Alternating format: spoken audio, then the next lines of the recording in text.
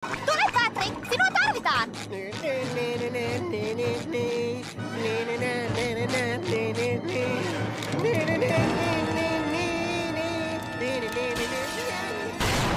Paavo! Hei Paavo, missä sä oot? Päätetä tuubaa! Paavo, pysy siinä. Tää ei satu lainkaan. Hai? Napatkaa!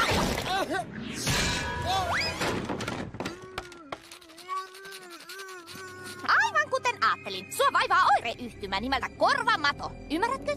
Kun pääsi jää soimaan tarttuva kappale, altistut korvamato-infektiolle. Ja tämä onkin viheliäinen yksilö.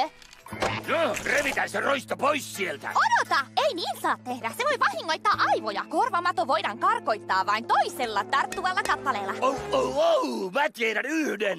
Tää on vanha merimieslaulu, jota meillä oli tapana laulella merillä. Aina merillä märkä on kylmäkin vaan ja keuhkoihin kuumeen mä sieltä vain saan. Siis ystävät surra ei saa ollenkaan, jos ainoastaan heitetään meren mutpaan. Ei vaikutusta. Joo, on kumma, jos joku voi vastustaa country-laulua Stetson päässään. Tästä saa! On preerialla mä usein yksinäinen näytän ystävää mun ympärilläin, mutta harvoin vuoksi sen mä kohtaustossaan, koska pystyn mä labrassani kavereita luomaan.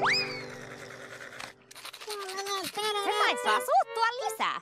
Me tarvitaan nyt apuun joku oikeesti musikaalinen tyyppi. Hyvä on, mä hoidan tän. Mutta ainoastaan siksi, että sä haluat paikalle jokun huippulahjakkuuden. Hyvä on! Jalmari, sähän soittelet sitä pasuunaa. Se on klarinetti.